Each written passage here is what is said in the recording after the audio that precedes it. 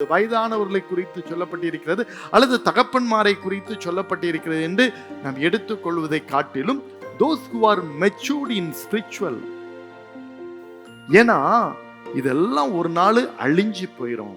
அப்ப நீங்க யோசிக்கலாம், சில நன்மையான காரியங்கள் இந்த உலகத்துல கொடுக்கப்பட்டிருக்கிறது, அந்த மாதிரி காரியங்கள்ல நம்ம அன்பு கூற வேண்டாமா அப்படின்னு நீங்க யோசிக்கலாம். வேலை வேலை வேலை வேலையிலே அன்பு, அதை நேசிச்சு நேசிச்சு அப்படியே செய்வாங்க. அதுலே தான் வீட்டில் ஒன்றும் கவனிக்க மாட்டாங்க, மனைவியை கவனிக்க மாட்டாங்க, பிள்ளைகளை கவனிக்க மாட்டாங்க, பிள்ளைகள் என்ன படிக்குதுன்னு தெரியாது, வேலை வேலை வேலைன்னு போயிட்டு இருப்பாங்க.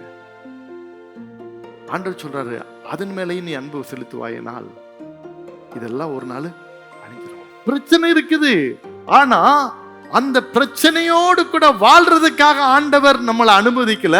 அவர் என்ன சொல்றாரு, அதுல இருந்து நான் உனக்கு விடுதலை இருக்கேன்.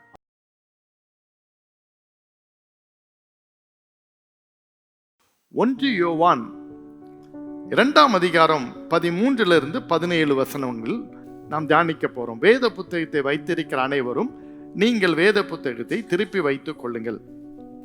17ஆம் வசனத்தை வாசிக்கிறேன், கவனியுங்கள்.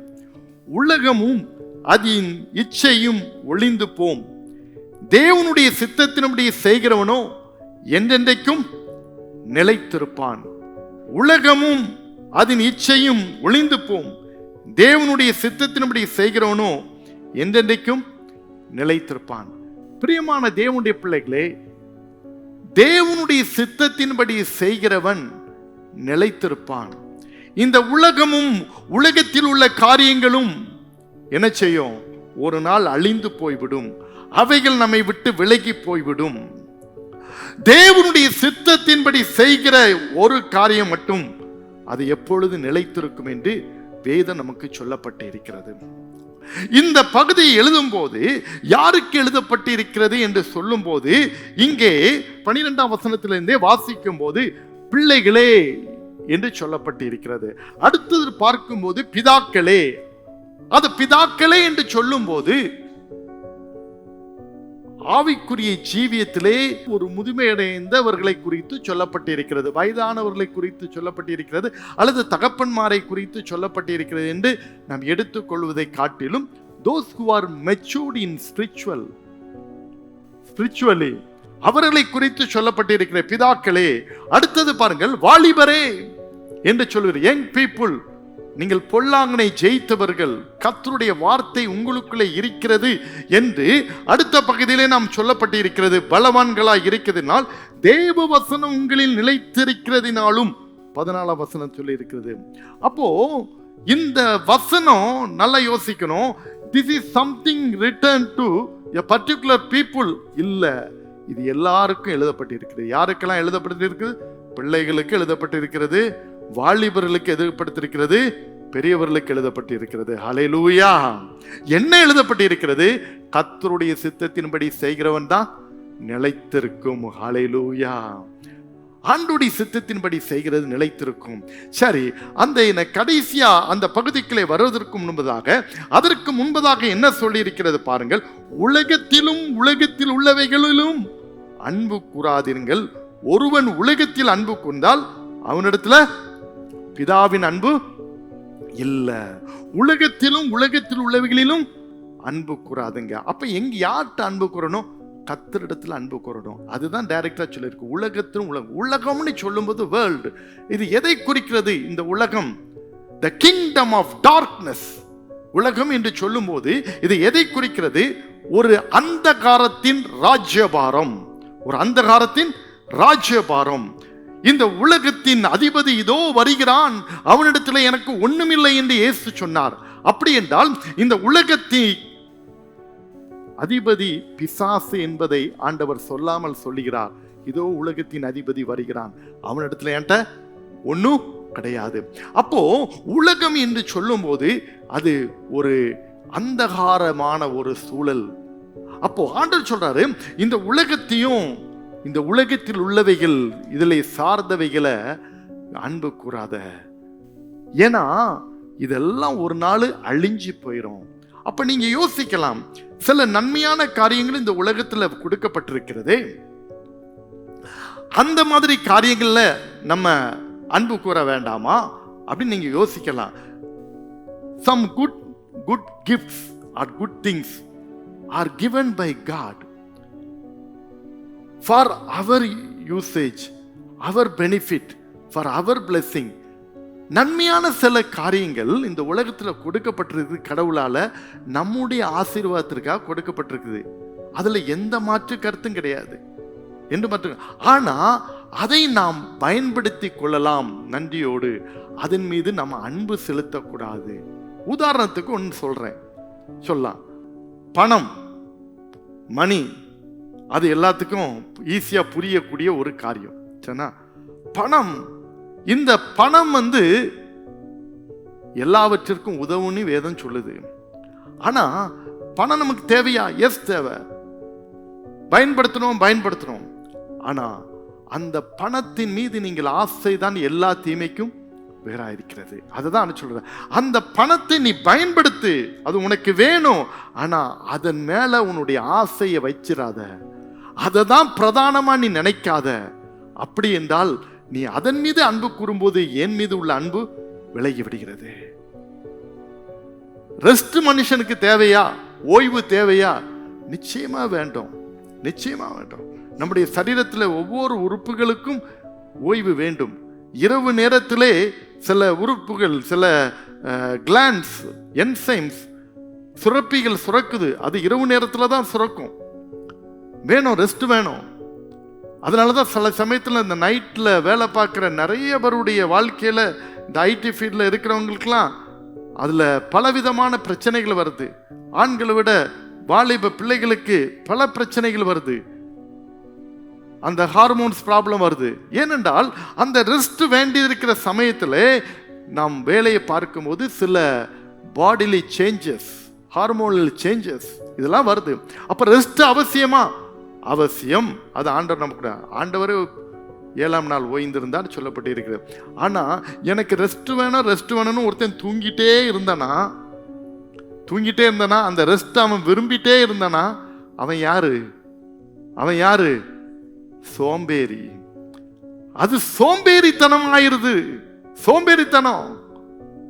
அதை நேசிக்கிறான். நான் தூங்கணும், ரெஸ்ட் இன்னும் கைமுடைக்கு கொண்டு தூங்குவானே நீதிமொழியை சொல்லுவது. அது பண்ணிட்டே இருக்குன்னா அது சோம்பேறித்தனத்தை கொடுத்து விடுகிறது.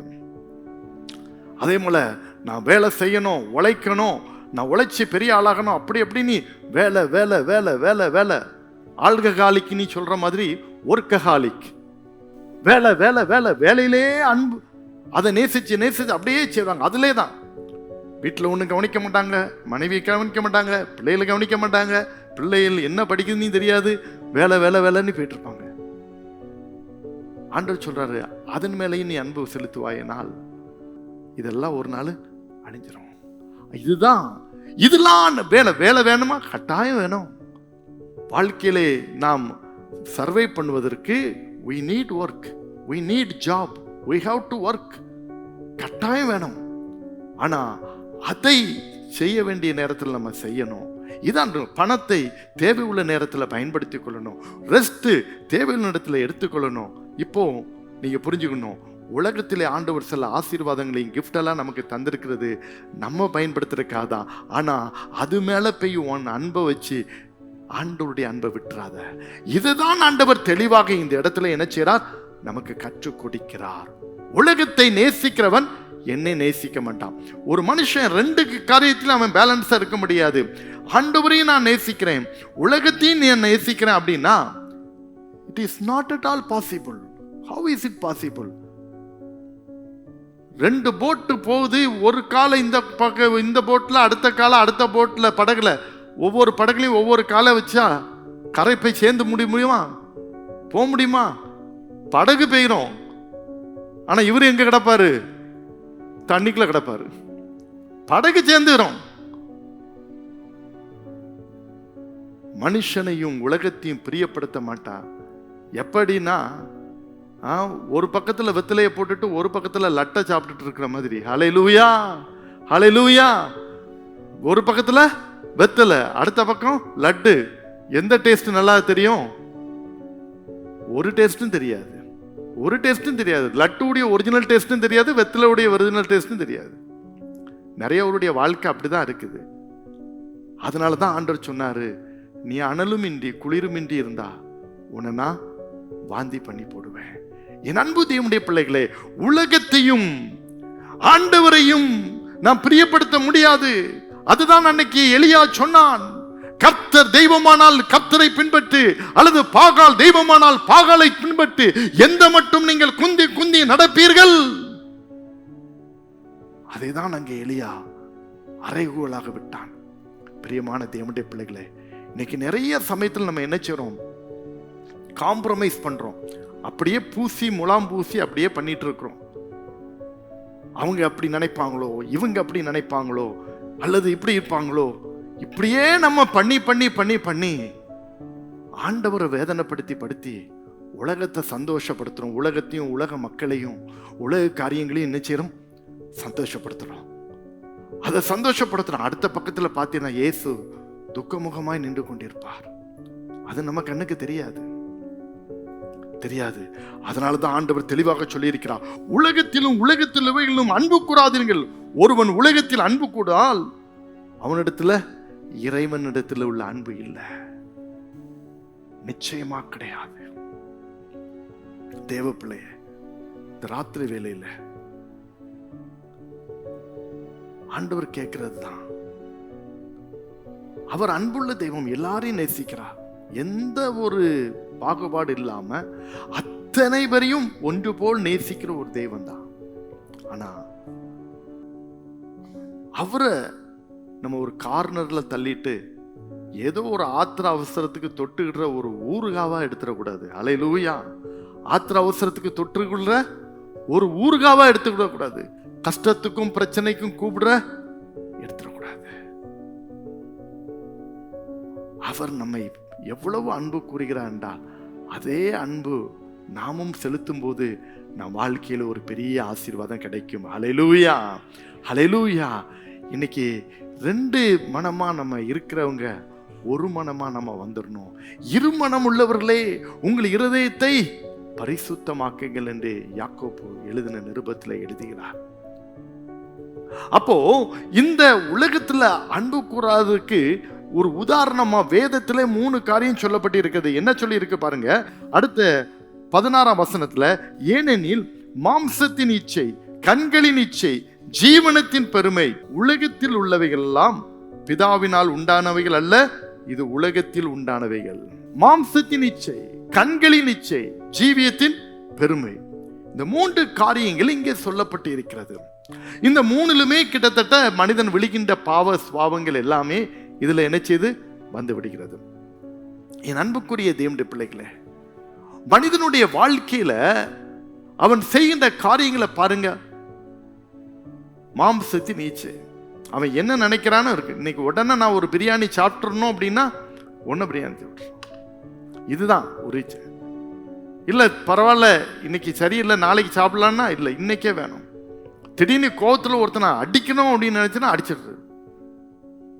இதுதான் ஒரு fulfilling the desire, விருப்பத்தை நிறைவேற்றுகிறது. கிரேவிங்ஸ், ஆசைகள் இருக்கலாம். சில சமயத்தில் அந்த ஆசைகள் எக்ஸசிவ் பிளஷர்ஸ், அதிகப்படியான ஆசைகள் சில சமயத்தில் வரும். என் அன்புக்குரிய தேவனுடைய பிள்ளைகளே, போறதுக்கு ஒரு பைக் வச்சுக்கலாம், சரி இன்னொரு பைக் வச்சிருக்கலாம். கொஞ்ச நாளைக்கு முன்னால ஒருத்தட்ட பேசிட்டு இருக்கும்போது சொன்னாரு, அவர் சொன்னாரு பைக்ல என்ன செய்யறாரு, ஒரு 4 பைக் வச்சிருக்கிறாரு. புல்லட்ல என்ன செய்யறாரு, 3 விதமான மாடல் புல்லட் வச்சிருக்கிறேன்னு சொன்னாரு. யாருக்கெல்லாம்னு கேட்டேன், நான் தான் ஓட்டிட்டு போவேன் அப்படின்னாரு. யோசிக்க பாருங்க, இதுதான் எக்ஸசிவ் டிசையர், அதிகப்படியான ஒரு ஆசைகள் மனிதனுடைய வாழ்க்கையில கவி கொள்கிறது. ஏதோ நமக்கு ஒரு தேவை, கூட ஒன்று வைக்கிறது தப்பு இல்லை, இன்னொன்று வச்சுக்கலாம். ஒரு 4-5 இதுனா அது ஒரு அதிகப்படியான ஒரு ஆசை. மாம்சத்திற்கு வேணும், எனக்கு வேணும், அதனால வைக்கணும் அப்படின்ட்டு. இதே போல நீங்கள் ஒவ்வொரு காரியத்தையும் யோசித்து பாருங்க. அது நம்முடைய ஆகாரமா இருக்கலாம், அல்லது நம்முடைய ட்ரெஸ்ஸஸா இருக்கலாம், அல்லது நமக்கு தேவையான பொருட்களா இருக்கலாம். பட் த நெசசிட்டி, நம்ம ஒரு காரியத்தை கடைக்கு போறோம், ஒன்று பார்த்துட்டோம், உடனே அதை நம்ம பெற்றுக்கொள்ளணும். சின்ன பிள்ளைகளுக்கு டாய்ஸ் கடைக்கு நீங்க கூட்டிட்டு போயிட்டீங்கன்னா போதும், அதுல இருக்கிற எல்லா டாய்ஸும் பொம்மைகளும் வேணும்னு தான் கேட்கும். அதுக்கு தெரியாது. நீங்க எல்லா பொம்மைகளையும் நீங்க வாங்கி கொடுத்தா கூட அதுக்கு இன்னொருக்கா டாய்ஸ் கடை கூட்டு போகும்போது திருப்பியும் ஒரு 10 பொம்மை வேணும்னு தான் சொல்லும். அதுக்கு தெரியாது. ஆனா கொஞ்ச நாள் கழிச்ச பிறகு அத்தனை பொம்மையும் எங்க கிடக்குமோ தெரியாது, அத்தனை பொம்மையும் எங்க கிடக்குமோ தெரியாது. என் அன்புக்குரிய தேவனுடைய பிள்ளைகளே, இதைதான் இங்கே யோவான் இங்கே எழுதுகிறார். என்ன எழுதுகிறார் பாருங்கள். நம்முடைய வாழ்க்கையிலே ஒரு டிசையர், நம்முடைய பிளஷர், இந்த மாதிரி காரியங்கள் அவசியமானது. மாம்சம் நினைக்கிற காரியத்தை எல்லாம் செய்யக்கூடாது. சில சமயத்துல நடராத்திரி உட்கார்ந்து ஃபாஸ்ட் ஃபுட்டு சாப்பிட்டா அப்புறம் அடுத்த நாள் காலையில வாந்தியும் பேதியும் தான் வந்துடும். வாந்தியும் பேதியும் தான் வரும். அவன் யோசிக்கான் இப்ப ராத்திரி சாப்பிட்டுறணும் அப்படின்ட்டு. நிறைய பேர் மாட்டிக்கிட்டு. ஏன் சொல்றேன்னா, நம்முடைய மாம்சத்தின் நினைக்கின்ற ஒரு காரியங்கள், இச்சையான காரியங்கள், அது எதுவா இருந்தாலும் சரி, அது பாலியல் சம்பந்தப்பட்ட காரியங்களா இருக்கலாம், உலக சம்பந்தப்பட்ட காரியங்களா இருக்கலாம், எதுவா இருந்தாலும் சரி, அந்த மாம்சத்தின் இச்சைக்கு நாம் அடிமையாக்குவோமானால், இன்னைக்கு எத்தனை பேர் இருக்கிறான், அது மாம்சத்தின் இச்சை தானே. புகைப்பிடித்தல், விபச்சாரம், வேசித்தனம், மதுபானம், போதைப் பொருட்கள், இதெல்லாம் என்ன? இதுதான் மாம்சத்தின் இச்சை. இதுதான் மாம்சத்தின் இச்சை. அதற்கு அடிமையாகிறதுனால அவன் உலகத்தை நேசிக்கிறான், கர்த்தரை நேசிக்கல. கர்த்தரை நேசிக்கல. என் அன்புக்குரிய தேவனுடைய பிள்ளைகளே, நிறைய நேரத்தில் நமக்கு சேலஞ்சு வரும். ஞாயிற்றுக்கிழமை கோயிலுக்கு போகவா அல்லது அந்த கல்யாண வீட்டுக்கு போவா, எங்க போகிறது? இதுதான் நம்முடைய மாம்சம் முடிவு பண்ண முடியாமல் ஒரு சூழ்நிலையில் இருக்கும். அதே மாதிரி ஞாயிற்றுக்கிழமை நம்ம ஆண்டவரை தேடி போவா அல்லது ஊருக்கு கிளம்பவா? என் அன்பு தேவனுடைய பிள்ளைகளே, நிறைய சமயத்தில் நம்முடைய வாழ்க்கையிலே நாம் கர்த்தரை பிரியப்படுத்துவதற்கெல்லாம் சில சூழ்நிலையினாலே, சில காலகட்டத்தில் என்ன செய்கிறோம், நாம் உலகத்தையும் உலக மனிதர்களையும் நாம் பிரியப்படுத்துவதற்கு நாம் போய்விடுகிறோம். இதற்கு நாம் ஏதாவது ஒரு வகையிலே நாம் கர்த்தரைக்கு நாம் கனம் பண்ண வேண்டும். நம்ம ஞாயிற்றுக்கிழமை ஆண்டவரை நம்ம கனம் பண்ணணும் அப்படின்னா அதுக்குரிய வழி வகைகளை நீங்கள் வகுத்து கொள்வதற்கு ஆயத்தமா இருக்கணும். அடுத்தது பாருங்க, ஜீவனத்தின் பெருமை, அடுத்தது கண்களின் இச்சை. மாம்சத்தின் இச்சை, அடுத்தது கண்களின் இச்சை. கண்களின் இச்சை அப்படி என்று சொல்லும்போது இது 2 காரியங்களை சொல்லலாம். ஒன்று பேராசை, கிரீடு. பார்த்ததெல்லாம் நமக்கு அளவு கடந்தவன் இருக்கணும். யாராவது ஒருத்தர் ஒரு நல்ல ஒரு ட்ரெஸ் போட்டோன்னா அதை பார்த்துட்டு இது எனக்கு கிடைக்காதா அப்படின்னு. யாராவது ஒருத்தர் ஒரு என்ன செய்கிறாங்க, ஒரு சாதாரண ஒரு படிக்கிற பிள்ளைகளுக்கு சொல்லுவாமல், ஒரு பெண்ணு பக்கத்தில் உள்ள பையன் ஒரு புதுசாக கொண்டு வந்துட்டான்னா அவனுக்கு ஒரு ஆசை வந்துடும். அந்த இது நமக்கு கிடைச்சிடாதான்ட்டு அவனுக்கு ஏற்கனவே இருக்கும். அப்போ இன்னொன்று கேட்கணும் போது அது ஒரு பேராசை. பேராசை பழமொழியே இருக்கு, பேராசை பெரு நஷ்டம். அப்போ கண்கள் நமக்கு பார்க்கிறது எல்லாம் நமக்கு வேணும் அப்படின்னு நினைப்பது அது பேராசையிலே கொண்டு விடுகிறது. பேராசையில கொண்டு விடுறது. சரினா, ஒரு மனுஷனுக்கு தேவை ஒரு சிலருக்கு 3 இட்லியோ 4 இட்லியோ 5 இட்லியோ இருக்குன்னா 30 இட்லி ஒருத்தன் சாப்பிட்டோன்னா என்னத்துக்காரது? அதான். இதே போலதான் நம்ம யோசிக்க வேண்டியது இருக்கிறது. என் அன்புக்குரிய தேவனுடைய பிள்ளைகளே, நம்முடைய வாழ்க்கையிலே ஒவ்வொரு காரியங்களையும் நீங்கள் யோசித்து பார்க்கும்போது அதுதான் இது நான் எனக்கு போதுமானது, ஆனா இதுக்கு மேல வந்தது வேணும் அப்படின்னு நம்ம நினைப்பது சரி, அதுவா உங்களுக்கு கிடைச்சா பரவாயில்ல, தன்னை போல ஆண்டவர் உங்களுக்கு கொடுத்தால் பரவாயில்ல, அதுக்காக பேராசைப்படுங்க. ஆண்டவர் உங்களுக்கு அந்த ஆசீர்வாதத்தை கொடுத்திருக்கிறார், அந்த நன்மையை கொடுத்திருக்கிறார். நீங்கள் அதை யோசிக்காத பட்சத்திலே அப்படிப்பட்ட ஒரு நன்மை, ஒரு ஆசீர்வாதம் உங்களுக்கு கிடைத்திருக்கிறது அப்படின்னா வெல் அண்ட் குட். ஆண்டவர் வானத்தின் பலகணிகளை திறந்து நம்மை ஆசீர்வதிக்கிற தேவன். ஆனா நீங்களே அதை பேராசை பிடிச்சு அப்படி நம்ம ஓடிட்டு இருக்கக்கூடாது. அடுத்தது அந்த கண்களின் இச்சை எதை குறிக்கிறது? இச்சை, அங்க இச்சைனே இருக்குது. சரினா, மற்ற வித பொருட்களை நாம் இச்சிக்க கூடாது. எதனாலும் சரி, நமக்கு இருக்கிறது போதும் என்று நினைக்கக்கூடிய ஒரு இது இருக்கணும். மற்றவங்க கொடுத்த அது இச்சை வரும்போது தான் மற்றவர்கள் மீது ஒரு பொறாமையும் சேர்ந்து வந்துடுது. ஹல்லேலூயா, ஹல்லேலூயா. பொறாமையும் சேர்ந்து பாரு, அவன் குடும்பம் பாரு என்ன நல்லா இருக்குது, இப்படி இருக்குது, ஒரு ஆசீர்வாதமா இருக்குது அப்படின்னு அப்படி ஒரு பொறாமை வர்றதே அது இச்சை. ஏன் அதே போல உங்க குடும்பத்திலும் நீங்கள் வருவதற்கு முயற்சி செய்யுங்கள், ஜெபியுங்கள். அதற்கு என்ன தடையோ அந்த தடையை உடைப்பதற்கு ஆண்டவரிடத்திலே, ஆண்டவரே எனக்கு உதவி செய்யும் என்று கேளுங்கள். நான் சைக்கிள்ல தானே போயிட்டு இருக்கேன், எனக்கு ஒரு பைக் இல்லையே அப்படின்னு நீங்க ஆண்டவர்கிட்ட கேட்கற தப்பு இல்லை. அவன்லாம் பாரு பைக்கில் போயிட்டு இருக்கானே, அந்த பார்க்கும்போது அது ஒரு இச்சை, அது ஒரு பொறாமை. ஆண்டவர் சொல்றாரு அது வேண்டாம், நீ ஆண்டவர்கிட்ட கேளு, அவர் உனக்கு தருவார். இதை தான் இங்கு வேதம் நமக்கு கற்றுக் கொடுக்கிறது. வேதம் நமக்கு சொல்லப்பட்டிருக்கிறது. மாம்சத்தின் இச்சை, அடுத்தது கண்களின் இச்சை. கண்களின் இச்சையினாலே 2 காரியங்கள். ஒன்று பேராசை, அடுத்தது மற்றவருடைய பொருட்களை நம் இச்சிக்கிறது. 10 கற்பனைகள்ல கடைசி கற்பனை என்னச்சிருக்கிறது? இச்சியாதிருப்பாதே. அதான் பிறனுக்குரிய எதையும் அதில் சொல்லியிருக்க, பிறனுடைய மனைவியாயினும், பிறனுடைய வேலைக்காரனாயினும், வேலைக்காரியாயினும், அவனுடைய எருதுவா இருக்கலாம், அவனுடைய கழுதையா இருக்கலாம், அவனுடைய என்ன பொருளா இருக்கலாம், எதுவா இருந்தாலும் அதை நம்ம என்ன செய்யாது? இச்சிக்க கூடாது. அதுதான் ஆவியின் கனியில சொல்லி இருக்குது, இச்சை அடக்கம். இச்சை அடக்கம். இன்னைக்கு நிறைய கவரு இந்த இடத்துல ஓட்ட விடுறதுனால தான் ஒரு லூஸ் லிவிங்கா மாறிவிடுகிறார்கள். ஹல்லேலூயா. ஒரு லூஸ் லிவிங்காக போகிறது. இப்படி இருப்பதனால்தான் நிறைய காரியங்கள் இன்னைக்கு பாருங்க வாழ்க்கையிலே பிரேக் டவுன். இன்னைக்கு pre marital relationship, extra marital relationship, இந்த மாதிரிலாம் எக்கச்சக்கமான ஒரு காரியங்கள் போய் இன்னைக்கு குடும்பங்கள் சிதைகிறது, உடைகிறது, நிம்மதி இல்லாமல் போய்விடுகிறது. என் அன்புக்குரிய தேவனுடைய பிள்ளைகளே, இயேசு அங்கே இல்லைன்னா அதுதான் பிரச்சனை. இயேசு குடும்பங்களிலே இல்லை. எந்த குடும்பத்தில் பிரச்சனை இல்லாமல் இருக்கும்? வீட்டுக்கு வீடு வாசப்படின்னு இருக்கு. என் குடும்பத்தில் ஒரு நாள் ஒரு பிரச்சனை வந்ததில்லைன்னு யாராவது ஒருத்தர் நீங்க சொல்ல முடியுமா? I have never seen any problem in our family. Anyone? யாரும் சொல்ல முடியாது.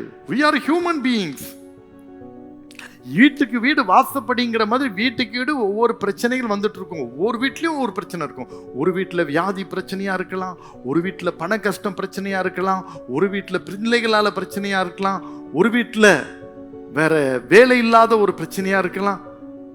ஆனா இயேசுதான் சொல்லிட்டார, உலகத்துல உங்களுக்கு உபத்திரம் உண்டு. அதான் பிரச்சனை இருக்குது. ஆனா அந்த பிரச்சனையோடு கூட வாழ்றதுக்காக ஆண்டவர் நம்மளை அனுமதிக்கல. அவர் என்ன சொல்றாரு? அதுல இருந்து நான் உனக்கு விடுதலை இருக்கேன். அப்ப இயேசு அந்த வீட்டுல இருக்கும்போது சால்வ் ஆயிரும். ஹல்லேலூயா. பிரச்சனை வந்தாலும் உடனே சால்வ் ஆயிரும். ஹல்லேலூயா. பிரச்சனை வரும் உடனே சால்வ் ஆயிரும். பிரச்சனை வரும் உடனே சமாதானம் ஆயிரும். ஹல்லேலூயா. அதுதான் இயேசு இருப்புக்கும் வீட்டுக்கும் இயேசு இல்லாத வீட்டுக்கும் உள்ள வித்தியாசம். ஹல்லேலூயா. அதான் சந்தோஷம்.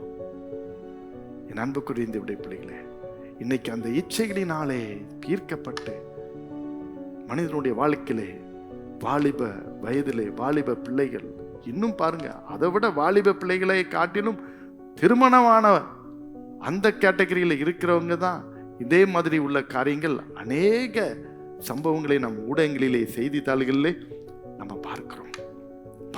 இதனால பாருங்க எத்தனை மரணங்கள், எத்தனை மரணங்கள், எத்தனை கொலைகள், எத்தனை வழக்குகள்.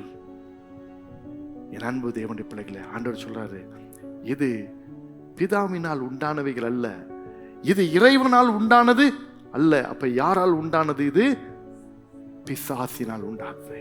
மாம்சத்தின் இச்சை பிசாசினால் உண்டானது போல கண்களின் இச்சையும் பிசாசினால் உண்டான ஒரு காரியம் என்று வேதம் நமக்கு தெளிவாக இங்கே எடுத்துரைக்கிறது.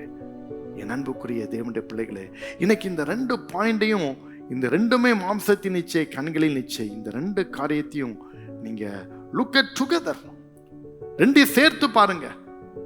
இதுல எந்த காரியத்துல நான் தவறி இருக்கிறேன் அப்படின்னா அதை நீங்க சரிப்படுத்தணும். நீங்க இயேசுவை காட்டிலும் வேற எதையாவது ஒரு காரியத்தை, இந்த உலகத்துல எந்த ஒரு காரியத்தையும் நீங்க பிரதானப்படுத்திட்டு இருந்தால் நீங்கள் உலகத்தை நேசிக்கிறீர்கள் தான் அர்த்தம். உலகத்தை, இயேசுவை காட்டிலும் உங்களுடைய நண்பர்களை தான் நீங்கள் ரொம்ப நேசிக்கிறீர்களா, அதுதான் இருக்கு. இயேசுவை காட்டிலும் உங்களுடைய வீடியோ கேம் தான் உங்களுக்கு பெருசா இருக்குன்னா அதான் நேசிக்கிறேன். இயேசுவை காட்டிலும் உங்களுடைய விளையாட்டு, உங்களுடைய ஒரு வாக்கிங் போறது, ஜெபிக்க நேரம் இருக்காது ஆனா நான் வாக்கிங் போவேன், வேதம் வாசிக்க நேரம் இருக்காது ஆனா நான் வாக்கிங் போவேன், அது உங்களை நீங்க பட்டினா நீங்க உலகத்தை தான் நேசிக்கிறீங்க. நீங்க நடைப்பயிற்சியை தான் நேசிக்கிறீங்களே ஒழிய இயேசுவை நேசிக்கல. இப்படிதான் ஒவ்வொரு காரியத்தையும் நீங்கள் அனலைஸ் பண்ணி பார்க்க வேண்டும். அதுதான் முக்கியம். என் அன்பு தேவனுடைய பிள்ளைகளே, இந்த ராத்திரி வேளையில ஆண்டவர் அதை தான் நேசிக்கிறார். இவைகளெல்லாம் உலகத்தால் உண்டானவைகள், பிசாசினால் உண்டானவைகள். இவைக்கு நீ செவி கொடுப்பாயானால் என் சித்தத்தை நிறைவேற்ற முடியாது. அல்லேலூயா. என் சித்தத்தை நிறைவேற்ற முடியாது. தொடர்ந்து என் ஒரே ஒரு குறிப்பு செல்வதற்கு முன்பதாக ஒரு பாடலை பாடும்போது நம்மையும் நம்முடைய காணிக்கையும் கர்த்தருக்கென்று நாம் அர்ப்பணிப்போம். கர்த்தருக்காக நீங்கள் காணிக்கை கொண்டு வந்திருப்பீர்களானால் இந்த நேரத்திலே நீங்கள் செலுத்துங்கள். இயேசு வந்த வீட்டிலே சந்தோஷமே, இயேசு வந்த வீட்டிலே சமாதானமே தெரிந்த ஒரு பல்லவி தான் நம்ம எல்லாரும் சேர்ந்து உற்சாகத்தோடு கூட நாம் பாடுவோம். அப்பொழுது நம்மையும் நம்முடைய காணிக்கையும் தேவனுக்கென்று நாம் அர்ப்பணிப்போம்.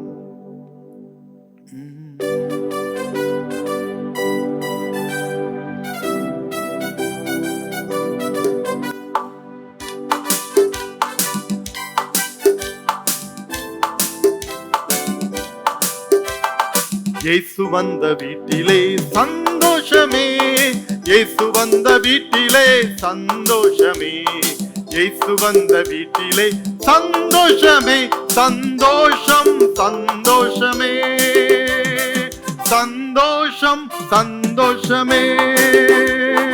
இயேசு வந்த வீட்டிலே சமாதானமே, இயேசு வந்த வீட்டிலே சமாதானமே, இயேசு வந்த வீட்டிலே சமாதானமே, சமாதானம் சமாதானமே, சமாதானம் சமாதானமே.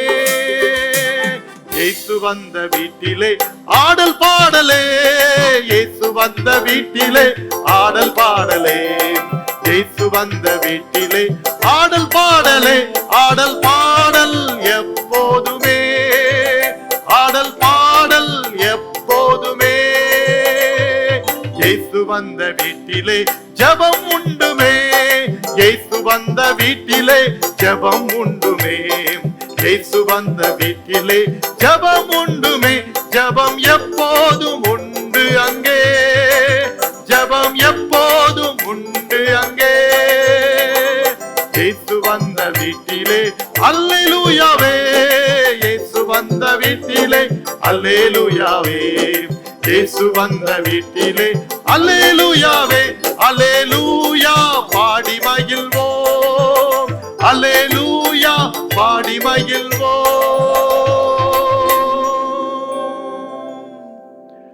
இயேசு வந்த வீட்டில சகலமும் நிறைவாகும். சகேயுவை ஆண்டவர் அவன் வீட்டுக்கு போறதுக்கு பிரயாணப்பட்டு போறாரு. அவன் வாழ்க்கையில எவ்வளவு சந்தோஷம். என் பேரை சொல்லி கூப்பிட்டாரு, சந்தோஷமா இறங்கினான். ஆனா போற வழியில கொஞ்சம் அவன் உள்ளம் என்ன செய்து குத்தப்படுறது. அவனுக்குள்ள ஒரு ஒரு சின்ன ஒரு மனத்தாங்கல் வருது. இயேசு என் வீட்டுக்கு வராரு, என்னைய நான் சரிப்படுத்தணுமேன்னு சொல்லி என்ன சொல்றான். அப்படி போயிட்டு இருக்கிற வழியில தன் வாழ்க்கையை கொஞ்சம் யோசித்து, ஆண்டவரே நான் யாரிடத்திலேயாவது அநியாயமா வாங்கினது உண்டானால் நாளத்தனையாக திருப்பி கொடுக்கிறேன்ட்டு அங்க தன்னுடைய பாவ அறிக்கைய, தன்னுடைய குறைய அங்க சரிப்படுத்துறான்.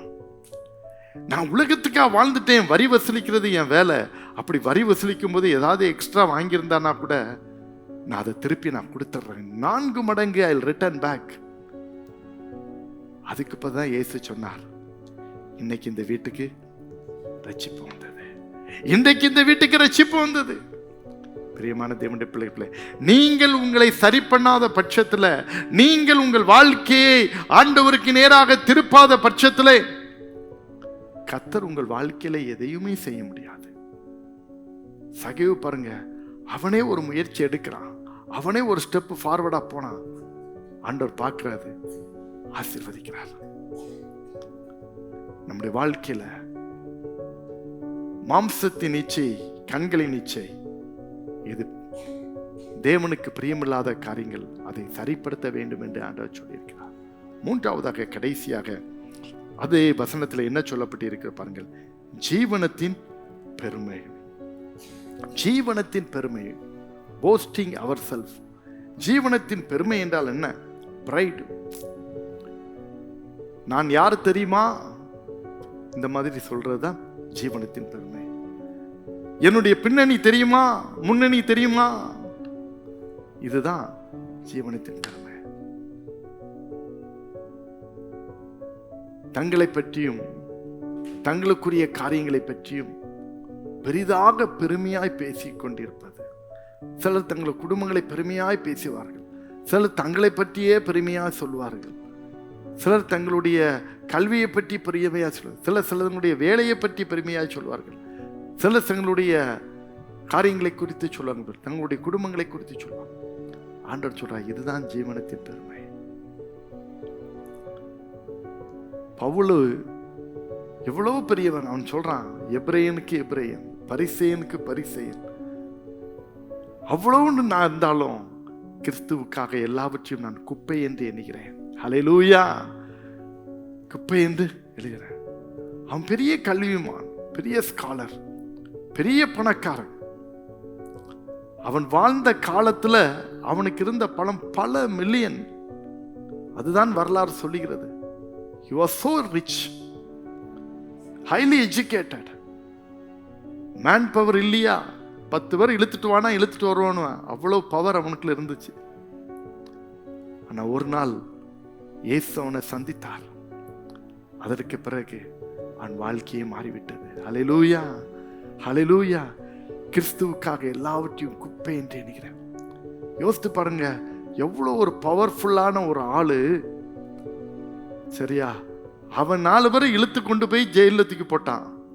இன்னைக்கு அவன் கையில விலங்கு போடப்படுறது, அவன் ஜெயில போடப்படுறான். எதற்காக? கிறிஸ்துவுக்காக. கிறிஸ்துவுக்காக. எனக்கு லாபமா இருந்தவைகள் எல்லாவற்றையும் நான் கிறிஸ்துவுக்காக நஷ்டம் என்று எண்ணினேன். This is what Paul did. யோவான் ஸ்நானகன் அதை தான் சொன்னான், நான் சிறுகணுங்கய்யா, அவர் பெருகணும். நான் சிறுகணும், அவர் பெருகணும். நம்முடைய வாழ்க்கையில நம்மை குறித்ததான காரியங்களை பெருமையாய் நாம் சொல்ல வேண்டாம். ஆண்டவர் நம்ம வாழ்க்கையில செய்த ஒரு ஆசீர்வாதம் என்னன்னா, for the glory of God you share. அதற்கு ஒரு பெருமை வந்துடக்கூடாது. அதான் ஜீவனத்தின் பெருமை. ஒரு பெருமை வந்துடாரு. அன்னைக்கு நேபுகாத்நேச்சார் அதை தான் சொன்னான், நான் கட்டிய மகா பெரிய பாபிலோன் என்றான். அடுத்த நிமிடம் மிருகமாக மாறிவிட்டான். ஏரோதுவை பார்த்து சொன்னார்கள், இது மனித சத்தம் அல்ல, தேவனுடைய சத்தம் என்றால் அவனுக்குள்ளே ஒரு பெருமை வந்து விட்டது. ஏரோது, ஐயோ தேவனுடைய வாய்ஸ், என்னுடைய சத்தத்தை சொல்றாங்களே, நீ பெருமை வந்துச்சு. அடுத்த நேரம் தேவதூதன் அடித்தான், புழு புழுத்து செத்தான் என்று இருக்கிறது. என் அன்பு தேவனுடைய பிள்ளைகளே, we have to very careful. அவருடைய இரக்கத்தினாலே வாழ்கிறோம், அவருடைய கிருபையினாலே இருக்கிறோம். நம்ம வாழ்க்கையில் அவர் கொடுக்கின்ற ஒவ்வொரு காரியமும், அவர் நமக்கு கொடுக்கின்ற ஈவு, அந்த இரக்கம், அவருடைய கிருபை, அது மறந்து போயிடாங்க. என் திறமை, என் சாமர்த்தியம், இதனாலதான் நான் மேல வந்தேன், இதனாலதான் நான் மேல வந்தேன் நீ சொல்லுவதற்கு உண்டு இல்ல. சம்பாதிக்கிறதற்கான பலனை கொடுக்கிறவர் கர்த்தர். கர்த்தர். எதுவுமே என்னால நீ சொல்றதுக்கு இல்லை. அவரால் என்னை ஆண்டவர் அதற்கு ஒரு கருவியாக பயன்படுத்துறார். அவ்வளவுதான். He is using me as a tool. நான் வேலைக்கு போறதுக்கு பலனை தர்றாரு, நான் வேலை செய்வதற்கு ஞானத்தை தர்றாரு,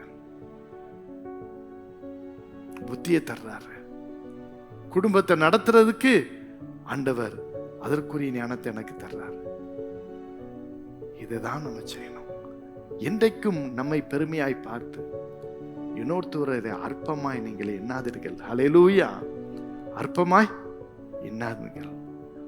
அவர்களுடைய தேவன் பெரியவர். அவர்களுடைய தேவன் பெரியவர். கரங்களை தட்டி கர்த்தரை மகிமைப்படுத்துங்க. பெனினாள் அன்னாளை அற்பமாக தான் எண்ணினாள். பெனினாளுக்கு குழந்தைகள் இருக்குது, அன்னாளுக்கு குழந்தை இல்ல. அற்பமா எண்ணினாள், அற்பமா எண்ணினாள். ஆனால் அன்னாளின் தேவன் பெரியவராக இருந்தார். அன்னாளுடைய கர்ப்ப பிறப்பே தீர்க்கதரிசியாக வந்தால், பெனினாளுடைய கர்ப்ப பிறப்பு யாரும் தீர்க்கதரிசியாக வரவில்லை. ஆனால் அன்னாளுடைய குமாரனாகிய சாமுவேல் தான் முதல் பெயர் சபா மட்டும் அவன்தான் நியாயாதிபதி. அவனுடைய காலத்தில் 3 பேர் செய்யற வேலையை ஒரே ஒருத்தர் அவன் தான் செய்தான். அவன் தான் ராஜா, அவன் தான் நியாயாதிபதி, அவன் தான் ஆசாரியன், அவன் தான் தீர்க்கதரிசி. அற்பமாய் எண்ணப்பட்டவைகளை ஆண்டவர் உயர்த்துகிற தேவன். அதனால ஒரு நாளும் மற்றவர்களை நீங்கள் அற்பமாய் எண்ணி விடாதீர்கள். நீங்கள் நல்லா வசதியா இருக்கீங்க, ஒரு நேரம் ஒரு நல்லா இருக்கீங்கன்னு நினைச்சிட்டு don't think others good for nothing. அவங்க ஒண்ணுக்கு உதவாங்கன்னு நினைச்சிடாதீங்க. அவருடைய தேவன் பெரியவர், பெரியவர். அதனால தான் ஆண்டவர் சொன்னார், இந்த ஜீவனத்தின் பெருமை அது உலகத்தினால் உண்டாயிருக்கிறவைகள், பிசாசினால் உண்டாயிருக்கிறவைகள், தேவன் உண்டாக்கல. இன்னைக்கு நம்முடைய வாழ்க்கையை நம்ம என்ன செய்யணும்? நம்ம சீர்தூக்க பார்க்க வேண்டும். அப்படி என்றால் அதனுடைய கடைசி, நான் ஆரம்பத்தில் சொல்ல காரியத்தை நான் மீண்டும் வருகிறேன். உலகமும் அது நிச்சயம் ஒளிந்து போம். இதைதான் ஆண்டு சொல்றாரு. உலகத்தினால் உண்டானவைகள், உலகமும் அது நிச்சயம் உண்டு. இந்த மாம்சத்தின் நிச்சய ஒளிந்து போவோம், இந்த கண்ணி நிச்சய ஒளிந்து போவோம், இந்த ஜீவனத்தின் பெருமை எல்லாமே இந்த உலகத்தோட க்ளோஸ்ட். ஹல்லேலூயா. முடிஞ்சிடும். இது ஒண்ணு பரலோகத்துக்கு கொண்டு போகாது. இந்த உலகத்துல ஏதோ கொஞ்ச நாள் நீ சந்தோஷமா இருக்கிறதுக்கு வச்சு விடுறோம், அதுக்கு பிறகு ஒன்னு படுபாதாளத்துல கொண்டு போய் விடும். ஆனால் தேவனுடைய சித்தத்தின்படி செய்கிறவனும் என்றைக்கும் நிலைத்திருப்பான். ஆண்டவருடைய சித்தத்தை படி செய்கிறவன், one who does the will of God lives forever and ever. இந்த உலகத்திலையும் வாழ்வான், மறு உலகத்திலையும் வாழ்வான். அதுதான் சொல்லப்பட்டிருக்கிறது, என்றென்றைக்கும். அதுக்கு என்னையா செய்யணும்? ரொம்ப சொல்லலை. இன்னைக்கு உங்க மனசுல இருக்கிற மாதிரி 2 காரியத்தை அப்படியே ஆணித்தரமா சொல்லி முடிக்க போறேன். ஆண்டோடைய சித்தத்தின்படி செய்யறதுக்கு நான் என்ன செய்யணையா? முதலாவது, அவரை நம்பு, விசுவாசி. இந்த உலகத்துல நீ நம்புற மனிதர்களை காட்டிலும், உலகத்தின் காரியத்தை காட்டிலும், உன் பணத்தை காட்டிலும், உன் கல்வியை காட்டிலும், உன்னுடைய செல்வாக்கை காட்டிலும், உனக்கு இருக்கிற திறமை தாளந்துகளை எல்லாத்தையும் காட்டிலும் நீ இயேசுவை நம்பு. முதல்ல believe Jesus. இயேசுவை நம்பு. அவருடைய சித்தத்தை செய்யறதுக்கு அதுதான், இயேசுவை நம்பு. 2வது, கீழ்ப்படி, ஒபே. ஆண்டவருடைய கட்டளைக்கு கீழ்ப்படி. 10 கற்பனை சொல்லி இருக்கிறாரு. அத கிரேட் கமாண்ட்மெண்ட்ஸ் நீ புதிய ஏற்பாட்டுல சுருக்க கற்பனையா வந்துட்டு என்ன சொல்லி இருக்கிறாரு? தேவனிடத்துல அன்பு கூறு, பிறரிடத்துல அன்பு கூறு. இதை செய்யும் போது எல்லாமே அடங்கி இருக்குதுன்னு சொல்லி இருக்கிறார். நியாயப்பிரமாணம் முழுமையும் தீர்க்க தரிசனமும் அங்கே அடங்கி இருக்கிறது சொன்னார். அந்த கற்பனையை நாம் நிறைவேற்றும் போது நாம் ஆசீர்வதிக்கப்பட்டவர்களாக இருப்போம். மத்தேயு எழுதின சுவிசேஷம் 7ஆம் அதிகாரம் 21ஆம் வசனத்துல ஆண்டவர் மலை பிரசங்கத்துல சொன்ன வார்த்தை தான், என் சித்தத்தை நிறைவேற்றுகிறவனே அல்லாமல் என்னை நோக்கி கர்த்தாவே கர்த்தாவே கர்த்தாவே கர்த்தாவே என்று கூப்பிடுறவன் பரலோகத்துக்கு வர முடியாது. அப்ப நீ பரலோகத்துக்கு போனா அவருடைய சித்தத்தை நிறைவேற்றுகிறவனாக மாற வேண்டும். அப்ப ஆண்டோடைய சித்தத்தை நிறைவேற்றுறது எப்படி? அவரை முழுமையாக நம்ப வேண்டும். எந்த சந்தேகம் இல்லாம நம்பணும். அவ்வளவுதான், எந்த சந்தேகம் இல்லாம நம்பணும். ஒரு தகப்பன் தன் குழந்தைய தோல்ல தூக்கி போடுறான்னா அந்த குழந்தை ஒரு டவுட் படாது, சந்தேகமே இல்லாம எங்க அப்பா கீழே போட மாட்டாருன்னு ஒரு முழு நம்பிக்கையோடு கூட இருக்கும். அதே நேரத்துல உங்க குழந்தை இன்னொருத்தர்கிட்ட நீங்க கொடுக்கும் போது கொஞ்சம் சந்தேகம் இருக்கும், இவன் கீழே போட்டுருவானா இல்லையா அப்படின்ட்டு. ஆனா தகப்பன் தோல்ல இருக்கிறதுல சந்தேகமே இருக்காது. இதே போலதான் அவர் பரம தகப்பன். எந்த சந்தேகம் இல்லாம அவரை நம்பு, அவரை நம்பு, அவரை நம்பு. அடுத்தது அவர் சொன்ன வார்த்தை, கட்டளைகளை கீழ்ப்படி. இன்னும் அதை ஆழமா தெரிந்து கொள்றதுக்கு தான் இந்த வேத புத்தகம். இந்த வேதத்தில் உள்ள வார்த்தைகளை நம்புங்க, விசுவாசிங்க, அதற்கு கீழ்ப்படிங்க. obey his word. அவருடைய வார்த்தைக்கு கீழ்ப்படிங்க. கீழ்ப்படியும் போது கர்த்தருடைய சித்தத்தை நிறைவேற்றுகிறவர்களாக இருப்பீர்கள். பரலோகத்தை சுதந்திரித்துக் கொள்கிறவராக இருப்பீர்கள். இந்த ராத்திரி வேளையில தேவனுடைய சமூகத்தில் வந்திருக்கிற என் அன்புக்குரிய தேவ பிள்ளையே, யூடியூப் மூலமாக பார்த்து கொண்டிருக்கிற, கேட்டுக்கொண்டிருக்கிற அன்புக்குரியவர்களே, உலகத்தில் உண்டானகளை நேசிப்பதை காட்டிலும் இன்னைக்கு இயேசுவை நேசிக்கப்படாங்க. மாம்சத்தின் இச்சை, கண்ணின் இச்சை, ஜீவனத்தின் பெருமை, பிசாசினால் உண்டானவைகள், உலகத்தால் உண்டானவைகள், அவைகள் உங்களை மோட்சத்துக்கு கொண்டு செல்ல முடியாது. அதற்கு பதிலாக அவருடைய சித்தத்தை நிறைவேற்றியவர்களாக மாறுங்கள். அவரை விசுவாசிங்க, நம்புங்க, அவர் சத்தத்துக்கு கீழ்ப்படிங்க. அப்பொழுது என்றென்றைக்கும் நிலைத்திருப்பீர்கள், என்றென்றைக்கும் நிலைத்திருப்பீர்கள். இந்த பாக்கியத்தை பெற்றுக்கொள்ள ஆண்டவர் இந்த இரவு உங்களை அழைக்கிறார். ஒப்பு கொடுப்பீங்களா? ஆண்டவரே, நான் என்றென்றைக்கு நிலைத்திருக்கணும். உண்மை நேசிக்கிறேன் சுவாமி, உண்மை நேசிக்கிறேன். உலகத்தை இல்லை, நான் என் உலகத்தையும் பிரியப்படுத்தி உண்மையும் பிரியப்படுத்த நான் விரும்பல, உண்மையே நான் பிரியப்படுத்துறேன். ஒரு தீர்மானம் எடுப்போமா?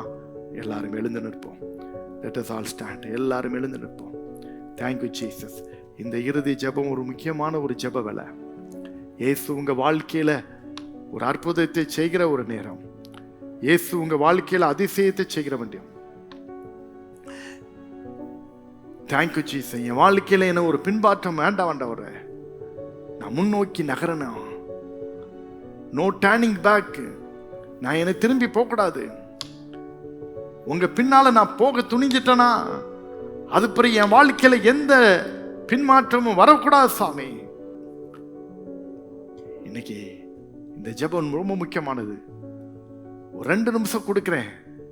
உங்க வாழ்க்கையில மாம்சத்தின் இச்சை, கண்களின் இச்சை, ஜீவியத்தின் பெருமை, இதுல ஏதோ ஒரு காரியத்துல நீங்க அடிமைப்பட்டிருக்கிறீங்களானால் நீங்க சரி செய்து கொள்ளுங்க. சரி செய்யுங்க. நீங்க என்றென்றும் நிலைத்திருப்பதற்கு இது தடையாக இருக்கிறது.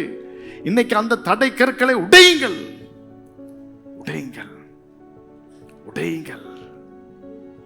Thank you Jesus. உடையுங்க. ஒப்பு கொடுப்பீங்களா? உங்களுக்காக நான் ஜெபம் பண்ண போறேன். ஒரே ஒரு வாழ்க்கை, இந்த வாழ்க்கை சீக்கிரமா முடிஞ்சு போங்க. இந்த உலகம் எனக்கு நிரந்தரம் யாருமே சொல்ல முடியாது. உலகத்திலே மானிடனாக பிறந்த ஒவ்வொருவரும் ஒரு நாள் மரணத்தை சந்திக்க வேண்டும். ஆனால் நாம் எப்படிப்பட்ட ஒரு வாழ்க்கை வாழ்றோம் அதுதான் முக்கியம். இந்த உலகத்திலையும் நீங்க வாழ்வீங்க, மறு உலகத்திலையும் வாழ்வீங்கயா, அதற்கு இந்த இயேசு தான் முக்கியம். இயேசு மேல அன்பு செலுத்துவீங்களா? இயேசுவை நேசிப்பீங்களா? ஒப்பு கொடுப்பீங்களா? ஆண்டவரே, என் பாவத்தை மன்னியும், எனக்காக சிலுவையில ரத்தத்தை சிந்தினீர் ஆண்டவரே, என்ன மன்னியும், பாவத்தை மன்னியும், என் அக்கிரமத்தை மன்னியும், என் மீறுதல்களை மன்னியும். எனக்கு ஒரு வாழ்வை கொடுங்கப்பா, எனக்கு ஒரு வாழ்வை கொடுங்கப்பா. கேளுங்க, கேளுங்க. ஒப்பு கொடுத்த வண்ணமாக இந்த பல்லவி என் கூட சேர்ந்து பாடுவீங்களா? Thank you Jesus. இயேசுவின் பின்னே போக துணிந்தேன், என் வாழ்க்கையிலே என்னை பின்னோக்கம் இல்லையா. ஒப்புக்கொடு. இயேசு இன்னைக்கு உன் கூட வருவா. ஆன்லைன்ல பார்த்து கொண்டிருக்கிற சகோதரனே, சகோதரியே, நீயும் சேர்ந்து எங்களோடு கூட இணைந்து கொள்ளலாம். இயேசுவும் குடும்பத்துல வரணும், இயேசுவும் தொழிலுக்குள்ள வரணும், இயேசுவும் வேலை ஸ்தலத்துக்குள்ள வரணும்.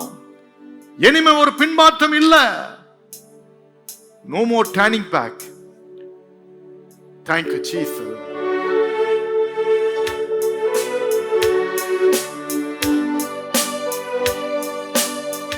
ஜெபத்தோடு பாடுங்கள். தேவ பிரசன்னம் இறங்கி வரும். இயேசு உன்னை தொடுவார்.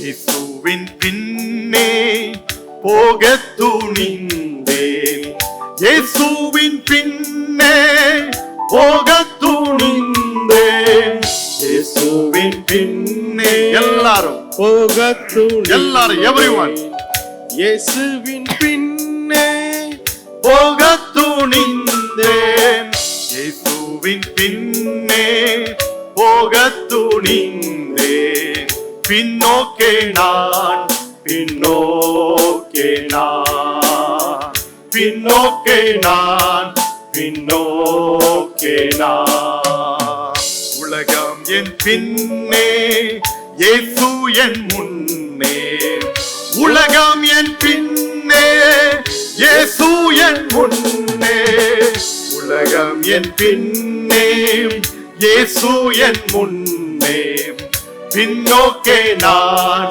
பின்னோக்கே நான் பின்னோக்கே நான் பின்னோக்கே நான், எல்லாரும் இயேசுவின் பின்னே ஒவ்வொருவரும் வாயை திறந்து பாடுவோம். இயேசு வீட்டுக்குள்ள வரணும், வழக்குல வரணும்னா வாயை திறந்து பாடு. அவர் உன் வீட்டுக்குள்ள வரட்டும், உன் வாழ்க்கைக்குள்ள வரட்டும், உன் எல்லைக்குள்ள வரட்டும். இயேசுவே வாருன்னு கூப்பிடு. Thank you Jesus, thank you Lord. கர்த்தருடைய வல்லமை, கர்த்தருடைய மகிமை ஒவ்வொரு குடும்பத்திலும், ஒவ்வொருடைய வாழ்க்கையிலும், ஒவ்வொருடைய வியாபாரத்திலும், ஒவ்வொருடைய வேலையிலும். ஹalleluya.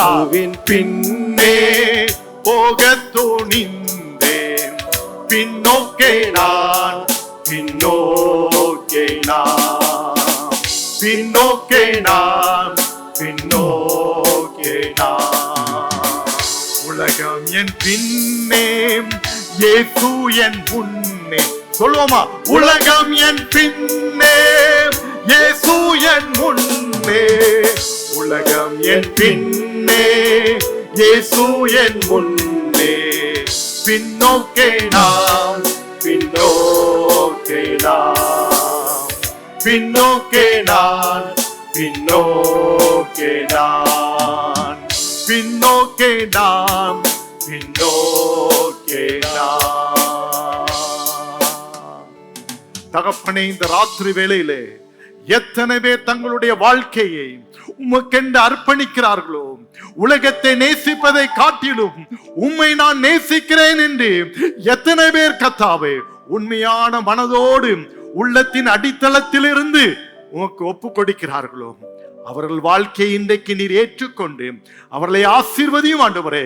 இயேசுவே, உம்மை நம்புகிறேன், உம்மைக்கு நான் கீழ்ப்படுகிறேன் என்று சொல்லுகிற பிள்ளைகளுடைய வாழ்க்கையிலே என்றென்றும் நிலைத்திருக்கும் பாக்கியத்தை தாரும் அப்பா. இந்த உலகத்திலும் வாழ்ந்திருக்கட்டும், இந்த உலக வாழ்க்கைக்கு பிறகு நித்தியத்திலும் வாழ்ந்திருக்கட்டும். அந்த ஆசீர்வாதத்தை இப்பொழுது நீர் கொடுப்பீராக. அந்த கிருபையை இப்பொழுது பெற்றுக்கொள்ளட்டும். இயேசுவின் நாமத்தினாலே நான் ஜெபிக்கிறேன் ஆண்டவரே. அது ஆம் என்றும் ஆமென் என்றும் ஆகட்டும். இயேசு சுவாமி, உடைய பிள்ளைகளுடைய வாழ்க்கையிலே அந்த ஆசீர்வாதத்தை வைப்பீராக, வைப்பீராக சாமி, வைப்பீராக. யார் யார் வாழ்க்கையிலே கர்த்தாவே கஷ்டத்தோடு விடுதலையோடு கூட ஆண்டவரே நான் போக வேண்டும் என்று ஜெபிக்கிற பிள்ளைகளுக்காக ஜெபிக்கிறேன். வியாதி உள்ளவர்கள் வியாதி உள்ள இடத்துல உங்களுடைய வலது கரத்தை வைத்துக் கொள்ளுங்கள். யார் யார் சரீரத்தில் வியாதியோ பலவீனம் இருக்கிறதோ உங்களுடைய வலது கரத்தை வியாதி உள்ள இடத்துல வைத்துக் கொள்ளுங்கள். இயேசு இப்பொழுது உங்களை சுகமாக்குவார். ஆன்லைன்ல பார்த்து கொண்டிருந்தாலும் பரவாயில்ல, நீங்கள் வியாதி உள்ள இடத்துல உங்களுடைய வலது கரத்தை வைத்துக் கொள்ளுங்கள். இயேசு இப்பொழுது சுகமாக்குவார். இயேசு சுகமாக்குவார். தகப்பனே, உங்களுக்கு அருமையானவர்கள், உங்களுக்கு தெரிந்தவர்கள் யாராவது வியாதியோடு கூட இருப்பார்களானால், அவர்கள் ஆஸ்பத்திரியில் இருப்பார்களானால் அவர்களை நினைத்துக் கொள்ளுங்க. இயேசுவின் வல்லமையுள்ள கரம், சுகமளிக்கும் கரம் இப்பொழுது அவர்களுக்கு ஒரு விடுதலையை கொடுக்கும். இயேசு சாமி, வியாதி உள்ள ஒவ்வொரு மக்களுக்காக ஜெபிக்கிறேன். இந்த ராத்திரி வேளையிலே உடைய தழும்புள்ள கரம், விடுதலையின் கரம் அந்த வியாதியின் கூறுகளை உடைப்பதாக, உடைப்பதாக.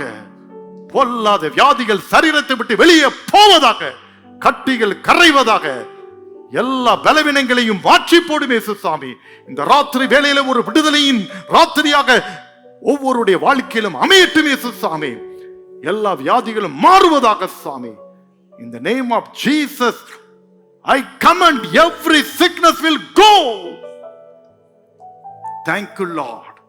பொல்லாத பிசாசினால் பாதிக்கப்பட்ட ஜனங்களை விடுதலையாக்கி அனுப்பும் அப்பா. யார் யார் குடும்பத்திலே பொருளாதாரத்திலே ஆண்டவரை கஷ்டப்படுகிறார்களோ அவருடைய வாழ்க்கையிலே ஒரு ஆசீர்வாதத்தை நீர் கட்டளையிடும் இயேசு சாமி. வேலை செய்கிறவருடைய வேலையிலே ஒரு ஆசீர்வாதம், வியாபாரிகளுடைய வாழ்க்கையிலே ஒரு ஆசீர்வாதம், அண்டண்டு பாடுபடுகிற பிள்ளைகளுடைய வாழ்க்கையில ஒரு ஆசீர்வாதம், ஆண்டவரை விவசாயத்தை நம்பி இருக்கிற பிள்ளைகளுடைய வாழ்க்கையில ஒரு ஆசீர்வாதத்தை நீர் கொடுத்தரலும் அப்பா. கர்த்தருக்காக நான் எழுந்து பிரகாசிக்கிற ஒரு சுடர் ஒளியாக மாறணும்னு ஆவிக்குரிய நன்மைகளை எனக்கு தாங்கப்பான்னு கேட்கிற பிள்ளைகளுக்காக ஜெபிக்கிறேன் இயேசு சாமி. இப்பொழுது பரலோகத்தின் தேவன் ஆவிக்குரிய உன்னத அனுபவங்களை நம்முடைய பிள்ளைகளுக்கு நீர் கொடுப்பீராக ராஜா, கொடுப்பீராக ராஜா, ஒவ்வொருவருக்கு கொடுப்பீராக சாமி. நன்றி இயேசு சாமி, நன்றி நன்றி நன்றி அப்பா. இந்த ராத்திரி வேளையில இந்த பிரார்த்தனையில என்னோடு கூட இணைந்து ஜெபிக்கிற ஆன்லைன்ல ஆஃப்லைன்ல யாரு இணைந்திருந்தாலும் அவர்களுக்காக இப்பொழுது நான் ஜெபிக்கிறேன். Thank you Jesus, thank you Jesus. என் அன்பு சகோதரனே சகோதரியே, உன் இருதயத்தில் அழுத்திக் கொண்டிருக்கிற அந்த காரியத்தை ஆண்டவர்கிட்ட இப்போ அப்படியே போர் அவுட், ஊற்று, அன்னாளை போல ஊற்று. ஒரு அற்புதத்தை நீ காண்பாய், ஒரு அதிசயத்தை காண்பாய். உன்னை அதிசயங்களை காண பண்ணுவேன் என்று சொல்லுகிற கர்த்தர் அந்த வாக்கு தத்துவத்தோடு கூட உன்னை அனுப்ப போகிறார், உன்னை அனுப்ப போகிறார். Thank you Jesus, thank you Jesus, thank you Jesus. இயேசு சுவாமி, யார் யார் வாழ்க்கையில என்ன ஒரு அற்புதம் வேண்டும் என்று இப்பொழுது நினைத்து கொண்டிருக்கிறார்களோ, எதிர்பார்த்து கொண்டிருக்கிறார்களோ, அவர்கள் வாழ்க்கையிலே இன்றைக்கு அவருடைய சிறையிருப்பை நீர் மாற்றுவீராக, மாற்றுவீராக. நீர் அப்படி செய்ய போறதுக்காக ஸ்தோத்திரம். அது விசுவாசிக்கிறவங்க தலைக்கு மேல கரங்களை தட்டி கர்த்தரை மகிமைப்படுத்துவீங்களா? தலைக்கு மேல கரங்களை தட்டி கர்த்தரை மகிமைப்படுத்துங்க. Praise the Lord, praise the Lord, praise the Lord. தகப்பனே, ஒவ்வொருவரையும் நீர் ஆசீர்வதியும். இந்த ராத்திரியிலே ஆசீர்வாதத்தோடு உம்முடைய பிள்ளைகள் புறப்பட்டு செல்லட்டும், பாக்கியத்தை பெற்றுக்கொள்ளட்டும். எல்லா துதி கன மகிமை புகழெல்லாம் உமக்கே செலுத்துகிறோம், நீர் ஏற்றுக்கொள்ளும். இயேசுவின் நாமத்தில் வேண்டிக் கொள்கிறோம் பிதாவே, ஆமென்.